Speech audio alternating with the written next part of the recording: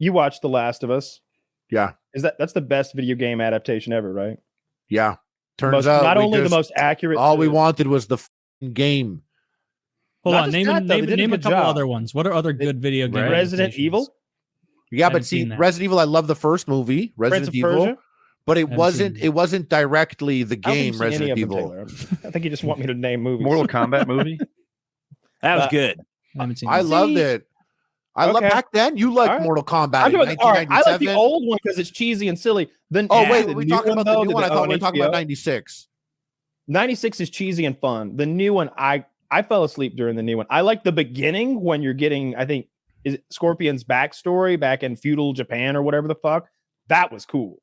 But then as soon as we start fighting CGI, chameleon guy, and I don't know, I have to believe that woman can fight. Then I just fell asleep on the couch. I specifically remember passing out on the couch with that movie. I thought Last of Us was great. I thought it was exactly like the game. And I like that. You guys have played Last of Us and Last of Us 2? Never touched them.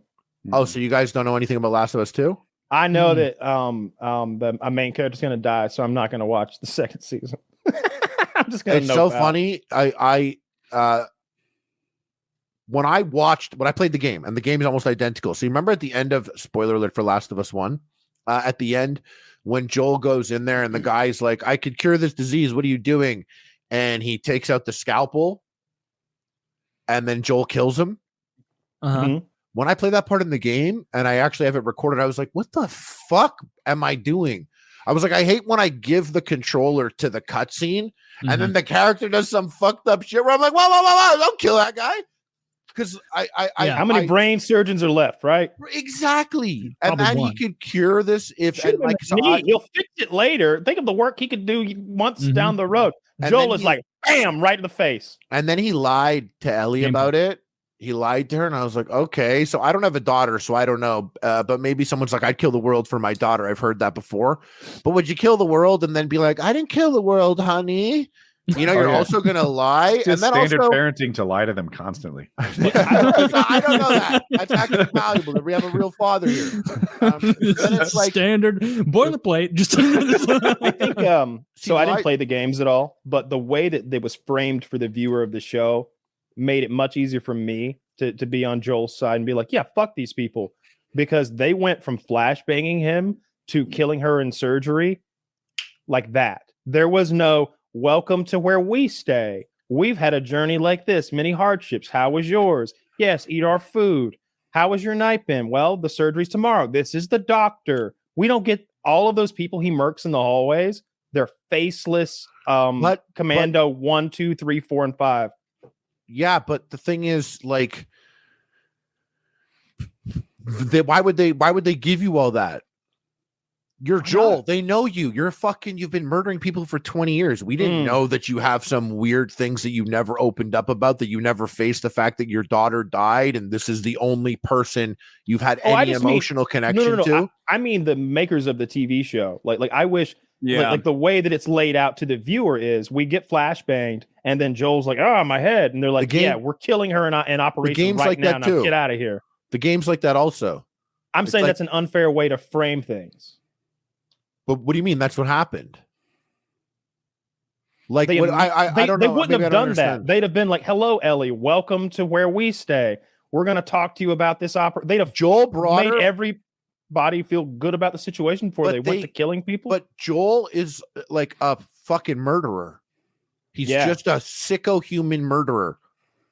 Fair. So like they like woke up, like he probably got it, and Marlena's probably like, wait, what the fuck? You care about this girl?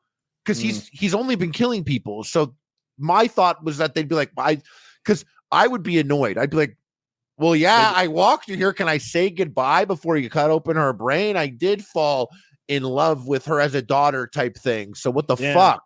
They'd be like, weird. That's so out of character of you. Instead, he was like, what the fuck? Bam, bam, bam. He like gets him. I thought it was that struck me as like, it felt to me, you now you tell me that it's in the game like that, but at the time I was like, I bet if we didn't spend a whole episode having that lesbian tryst in the mall, wasting gigawatts of electricity. That was bafflingly stupid. That whole episode. Then that we'd was have a time DLC to flesh piece this out. that in the game. That's something that you get as a DLC, like extra separate of Ellie's background. It wasn't in the actual game itself, but that's when decisions started to happen in the creative that people were like, wait a second, I thought this was a man's game. Now they're gay? Well, the first gay episode was good because I like Nick Offerman and he's a good actor. Yeah. But the second gay episode was like, what the fuck is going on? Like, I haven't seen a fungus zombie in like 60 minutes of screen time, and I'm learning about two characters that I could not conceivably care less about. And the thing is, like, there's nothing. Look, it's the apocalypse. No one cares about gay anymore, bro. Like fucking suck his dick and get it over with. Like, nobody cares. There's no one left to care. Actually, they might actually care a lot then. They'd be like, hey, make some more babies. Fucking contribute. Oh, I see. Yeah, we're running out of people because of the fungus, and you're not making babies. They might be mad about that. I watched that episode and I thought it was a great episode, and I was watching some of like their just like the sensual, intimate moments, and I was like, it was gay of me that I was uncomfortable in the moment watching it. I was like, fuck. I'm like, this is like, what if I did this? What if I had to act this? I want to be an act. Like what? Like that's hard. Which scene like in particular? One of them just it was maybe in the bed, and one of them just came off to me as he was just gay. He was doing it. The guy from White Lotus. It was there, and I was looking at Nick Offerman. I'm like, man, he's fucking acting. He's fucking acting right now. I'm like, I don't know if I could do that. Like one of them was doing it. That's like he was really good acting, and it just had another layer of believability to it. But I kind of had this moment where I was like, shit, like I don't know how I would be able to do this. Like I you gotta like, it's acting. I'm like, yeah, I'll kiss a woman, like I love her, but then it's like, shit, this is really acting, like kissing a man, like believably. Believably, exactly. And that whole thing, I was also super high, so I was like caught in the moment. I was like, what's it like? He's gonna smell like I spit in his mouth. But like I think the hardest part about that is gonna be the facial hair, because that's gonna be so off-putting. Like, dude, because like breath? It's so bristly and sharp. Like I think it would hurt to kiss Harley. I don't want to kiss Harley. You have to taste my tongue. I don't know about the beard. You have to taste. I bet. Oh my god! Here, I just thought about this. Harley's tongue is so much bigger than mine. I bet invades my mouth and like bullies my tongue, pushes it around. People think because my tongue is getting like his little spoon to his tongue. Nah, my big retard tongue can't be bullied. I'll shove your tongue right back in your mouth. I'm actually going in the other direction. I think both of you have great like sucking potential. Oh my! For it. I think so too, because that's mostly about gumption. Kissing though, we took it to a dirty place. This is about romantic love between two men. I've been Resident Evil 4 remakes, one of the best remakes ever played.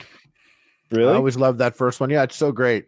And what's so funny about our stupid fucking silly human brains is I put on Resident Evil 4 and I look at Leon and I see him standing there from the back in his jacket, and I just remember, I was with my buddy. I was like, I can't explain it to you. It looked exactly like this. In my stupid brain in 2006 on GameCube, that's what it looked like. So I'm looking at this and I know that the technology is so different, but my memory of it, it hit like that. And I remember Resident Evil 4, when I saw the commercial for it back in the day on GameCube, I had done all the research of which system I wanted, and I chose an Xbox, even though I loved PlayStation 2. I really liked Halo. And I was like never going to contemplate GameCube, N64 did me dirty with like the ugliest library of games. And then I saw the Resident Evil 4 commercial like on TV and was like, oh, fuck. This game looks insane. Like just the third person with him having the gun out with the laser. And I was just like, oh, fuck. I was like that for Gears of War 1. I remember seeing that commercial, that really good crazy, commercial set to Mad World. Yeah. Is that Gary Jules? I think Gary Jules sings Mad World. And it's all around me a familiar face, and he's picking up the half the face of the statue, and then he like looks up, like it's so well done. That was a crazy commercial because it was in-game engine, so you knew it was the video game. Yeah, and it was crazy because like my dad and my brother were like, "What's that game?" Like they asked with the giant spider, and I'm like, oh, you saw the Gears of War commercial? They're like, yeah, I was playing on football like every commercial, and they're not gamers at all. But they were like, that game looks cool, and I was like, it's so funny. Just the perfect song and amount of visual that they showed to sell it. It is definitely one of the best video game commercials ever. Yeah, we've had that discussion a bunch of times, and I'm super passionate about it. Like that and the Halo, the Halo 3 stuff, all that stuff they did, all that diorama shit, all that like stuff in the future with the old like veterans of the war. They had the Holocaust survivors. They're like, the Master Chief liberated the camps. Yes, yes, Master Chief. I don't know much about the Halo world. The fight. He didn't liberate the camps. And half his face is melted from plasma. I did like, never mind. I like the Call of Duty commercials. Kyle was in one, but like then that noob to vet guy who made the transition at first, he like barely knew how to throw a grenade. And then by the end of the commercial series, he was a pro. Yeah. I don't think I ever saw that commercial. What? It's a chubby guy? I bet it'd ring a bell if you saw it. Maybe. I might. Because you were really into COD at the time it came out. Yeah. I like video game trailers that have really good voice acting. Like if you watch, like, I know it's just because the game we're into now, but like I'm into Age of Empires also. They don't have cool trailers ever. Like they're not good because it doesn't have cool Warhammer visuals. has amazing Warhammer trailers. They have like you don't need to be into the game. Who's a voice. Yeah, you don't need to be into the game. They didn't hire a guy who's like, oh, you're around the office. You kind of have a grizzled voice. You can be this guy. No, they like hire the highest quality voice actors. It's unreal how good like the demons and the monsters and everything sound. Even like the elves and everything have like a regal tenor to their voice. Like I appreciate that in a trailer. Like when Nurgle, that fucking disgusting beast, the gurgle way he talks, it's like, yeah, now I'm in that world. Like that is how he would talk. Yeah. But I like trailers that are building the single player world. Those Halo trailers, it was like, yeah, I got some business to take care of. I gotta be there at midnight to get the game so I can straighten Master Chief out. Those fucking Covenant cocksuckers are going down tonight. I'm not going to sleep until they're dead. That's how I felt. I was at that store, but and I feel like everybody felt that way. That was in that goddamn GameStop. Maybe not that stinky cocksucker that was ruining the experience for everyone, but you know, I driving home with that game, I was so excited to go like handle some business with Master Chief because there was a lot of business to handle at the end of Halo 2. It was you're going to finish the fight. Finishing the fight, sir. Oh, and the game is, the music goes bum, bum, bum, bum, the fucking, and it's just like, oh no, not credits. How long do I have to wait? And it was I was super into that one. And then Gears even more so. Like I remember even the third trailer when they're running through the bodies, it's dead people who are now, I don't know what the word, turned to ash, and they're like crashing through them. You think it's snow falling, but it's the ashes of dead bodies that have burned. That trailer's good. When they're drilling down to like take the fight to the enemy, to the flood, not the flood, the whatever the enemy is called, the locusts swarm down below. All that shit. All three Gears trailers, and all three, or not all three, but the Halo 3 campaign and period was just so fucking good. Nothing has ever gotten me so hyped to give them my money. So I remember, like, I don't think anything mobilized me as much into the video games as Metal Gear Solid has. Like when I played Metal Gear Solid, the first one, and I beat that on PlayStation, I remember being like, you know, I was like 12 years old at the time, 13. I remember being like, oh, I'm going to play games forever. Like I'm going to do this all the time. That was better than any movie or book or show. That was the craziest thing. I can't believe these are games. Sucks that that's like still my top 3 favorite games. Was that experience? I was like, I can't wait to see what the future holds. No, turns out I experienced one of the best. Yeah. Literally, like my first game that I beat beginning to end completely on my own with no friends or anything was Metal Gear Solid. First movie I saw in theaters was Terminator 2. I was like, I love movies. I love games. That was my first experience. He's never seen Terminator 2. Who? Taylor. Oh, that's so much fun. I'm pretty sure I've seen most of 1 on TV. So I shame him every time. Oh, he's seen the TV version of 1. You can watch the best movie. You don't need one. You actually could skip one. You could watch. You're gonna watch. You could watch like one of the best movies ever. It's my favorite movie ever. Why would you skip one? All the time. Like I could still watch. What's that one with fucking Bruce Willis? The action series. No, I have seen Die Hard. I've seen that. I've only seen Lethal Lethal Weapon? Weapon because that's not Lethal Bruce Weapon. Willis. I haven't. Okay, that's Mel Gibson. It's Mel Gibson. Yeah, I haven't This seen that. is, That's good. This is such a better movie than any of It's those such a movies better you're movie saying. than that. Yeah, This is like this is literally this is like the best movie Jump ever. right to Terminator 2. I'm 100. No, you won't. There's nothing to be confused about. You'll never keep up with the plot of Terminator 2. Nah, but I don't know what's going on here. Who's the Terminator? Terminator 1 could actually confuse a couple people. Yeah, look, Terminator 1 and 2 are very good. It's just like the Alien movies. I think the first Alien movie is a horror movie. The second one's an action movie, and the same's pretty much true for Terminator movies. And those are the good ones. You could skip every other Terminator and Alien movie, and you haven't missed very much. I recently rewatched the Covenant movie and the whatever the other one was, Prometheus. I watched those back to back. Man, when you watch those with like your arms crossed, you'll be like, why are you doing that? Why are you taking your helmet off? Why are you going there? What the fuck are you doing? Double check his work. Double check his fucking work. No, don't run. Don't run. Stay together. Every step of the way. It's like white teenagers in the woods. Mm-hmm. It's that kind of a storyline, but it's supposed to be the best of the best. $1 trillion is on the line on this program. That's what it costs to send you 30 people to this fucking planet. $1 trillion fucking dollars. You better believe they had some real stringent hiring practices. No, can I tell you something? People are freaking out right away. This was my biggest issue when I saw it. Yeah. It was my biggest issue. And I watched it near the end of pandemic, and a lot of my issues have changed. I was like, I promise you, 30 people, one asshole smarty pants is going to take his helmet off to prove to us that he could do it. That's the type of ego that I was okay with. Back then, I was like, bro, what the fuck? He took his helmet off. You're a super scientist. Here's what blew my mind. And then another thing, this much money, best believe nepotism is involved. These are not the best people for the job. It's political.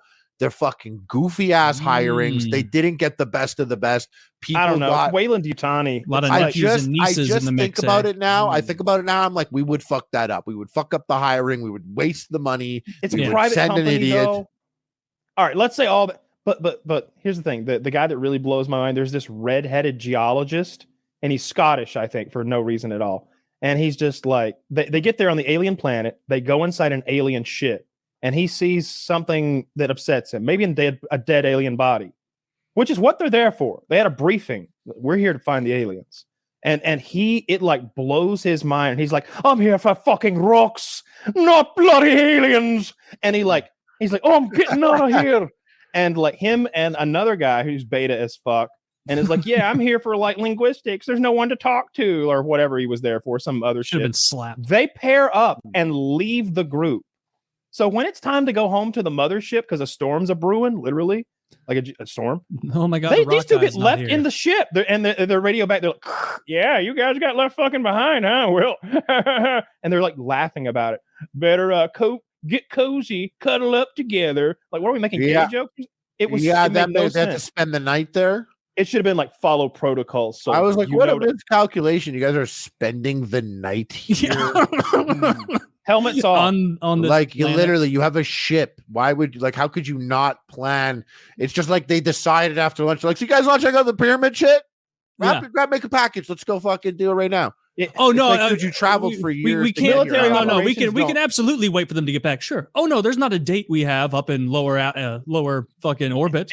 And the problem there is writing. It's stupid writing. It's the writer saying no one will question it. Just move the plot forward because we need to get to the part where someone gets an alien inside of them. However we get there. Mm-hmm. But remember those days? No, you got to come up with a smart premise for how they get. Don't you remember those days? How do you fool them into going there? How do you fool them into getting their helmets off? How do you fool them into acting out of character? These are these button-up military best of the best, yes sir, motherfuckers that in real life would be like, sir, I haven't taken my helmet off in 15 fucking years. You're out of your goddamn mind.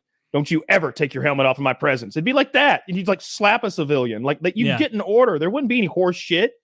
Wandering off. Be like, wow, a novel worm. Let you know right now, you breach my perimeter and leave us behind. I cannot secure this package. You walk away, you are the enemy. Get back in line, civilian. It would be like that. You're not walking away. We're in an alien spaceship. We're light years from home. $1 trillion on the line. You can't leave the goddamn. They group. just needed Scottish one really guy. serious guy.